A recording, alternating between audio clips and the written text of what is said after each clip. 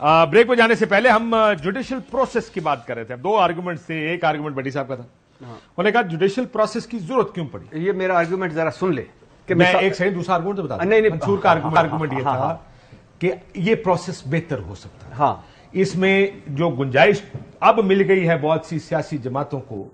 और मैं चले ये भी पूछ सकता हूं, आजकल वो बंदयाल कोर्ट वर्सेस फाइज ईसा कोर्ट, क्या ये पॉलिटिकल डिवाइड है? मैं बात कर ही रहे तो पहले भट्टी साहब कुछ. अच्छा, मैं सिर्फ ये कहता हूं कि 90 दिन के अंदर इंतखाबात हो जाते तो ना मामला, पहले इलेक्शन कमीशन, गवर्नर्स और हुक्मरान इत्तेहाद ने इसको सियासी बुरान में बदला, फिर आईनी बुरान में बदला, फिर अदालती बुरान में बदला, और ये इनको सूट करता था. अगर इलेक्शन की तरफ चले जाते तो ना हाई कोर्ट पहुंचता, ना लाहौर हाई कोर्ट, ना पेशावर हाई कोर्ट, ना चीफ जस्टिस के पास पहुंचता, और आज खुद नोटिस पर इतराज होता. खैर, आज खुद नोटिस तो इनका भी लिया हुआ था, इन पर भी इतराज होना चाहिए. अच्छा, उसके बाद ना 9 रुकनी, ना 7 रुकनी, ना 5 रुकनी, ना 4-3, ना 3-2, ना वायलेशन होती, ना इलेक्शन कमीशन शेड्यूल देता, ना दोबारा वापस लेता. और वो इलेक्शन कमीशन जो सुप्रीम कोर्ट में कह रहा था कि हमें इख्तियार नहीं है सर आइन की रूह से कि हम डेट दें, उस इलेक्शन कमीशन ने नई डेट दे दी. तो फिर उसके बाद ना 5, ना 3, ना 2, 3 और ना फाइज ईसा का बेंच का फैसला आता, ना एक फुर्तियों वाली कानून साजी होती, सारा कुछ ना होता. क्या किया आपने, जो मेरा कहने का मकसद है, किया ये कि आप हमें कहते रहे, समझाते रहे, जब पीडीएम की चल रही 3.5 साल के 26 नुकात जो थे, आइन की बालादस्ती, पार्लियामेंट की बालादस्ती, वोट को इज्जत दो, इस्टेब्लिश सारे प्रोसेस से निकालो, ये सिंपल सी बात थी. आप आइन से भाग रहे हैं, आप वोट को इज्जत दो, खत्म करें. निकालने का नहीं था, वो ये था कि उनसे हट जाए. तो चलो वो एक काम तो पूरा हो गया, एक काम पूरा हो गया. अच्छा, दूसरा भी पूरा हो गया कि इख्तियार में आ गया. तीसरा ये था कि आपने इलेक्शन करवाने थे. अब आइन को क्या पता है कि इमरान खान मकबूल है और ये गैर मकबूल है? आइन को क्या पता है कि लेवल प्लेइंग फील्ड नहीं है? आइन को क्या पता है कि तराजू का पलड़ा, अब पता नहीं, अब इस वक्त हवा चल रही है, बारिश हो रही है, एक नीचे एक ऊपर है. तो बेसिकली आप भागे और आपने इतनी अच्छी अच्छी बातें बगैर कोई लिखे कर और फिर मजे की बात सुने कि सिंपल सी इनके दिल की आवाज आ गई कि जब सजाद अली शाह तब तारड़ ने कहा, मां तेरे करण अर्जुन आ गए. आज तो 2 हैं करण अर्जुन, 2 तारड़ हैं. तो ये खुद उसी 97 की कर रहे हैं. इनको बड़े ये घाघ हैं, माहिर हैं, इन्होंने बनाना था मुतनाज़े.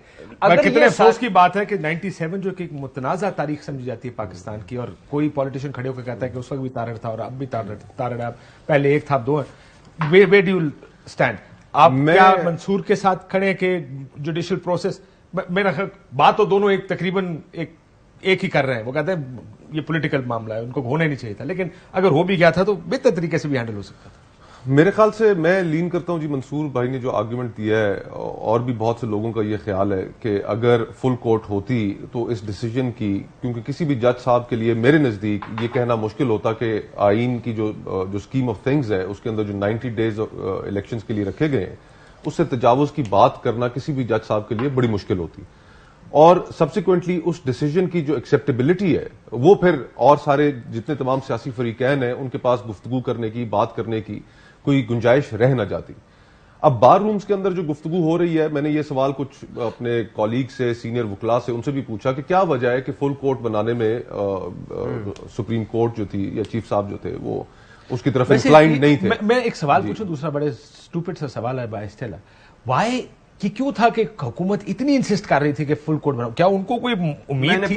मैंने पूछा, उन्होंने, मुस्तफा भाई बताएंगे वो एक्चुअल, लेकिन मैंने 2-3 पीडीएम वालों से पूछा कि आपको क्या थी. उन्होंने कहा कि पहली बात सुने कि हमने कहा फुल कोर्ट बनाए, फुल कोर्ट बनेगा नहीं, जीत हमारी.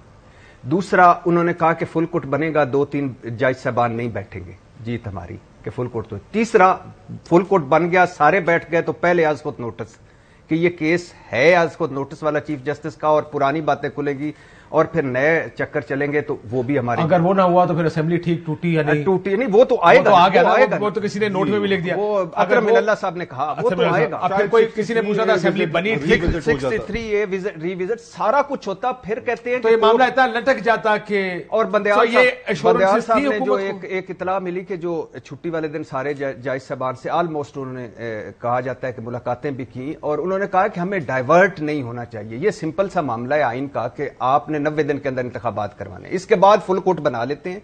उन्होंने कहा कि मैंने फाइज ईसा साहब से भी मैं मिला हूं कोर्ट में, वो इरफान कादर को बताया کہ میں ملا ہوں, انہوں نے 2-3 پوائنٹس ہائی لائٹ کیے ہیں, تو ہم نے کہا ہم اس پہ جلد ملتے ہیں, کرتے ہیں. لیکن چونکہ سوٹ یہ کرتا تھا, یہ سارا کچھ جو جمع تفریق کرتا تھا, اس لیے آنا تھا. اور یقین کریں اگر یہ اس طرح بھی ہوتا تو پھر بھی پی ڈی ایم نے اس میں سے کچھ نہ کچھ نکال لینا تھا, اور پھر بھی اس طرح الیکشن نہیں کروانے, سمپل جمہوریت جیت جانی تھی.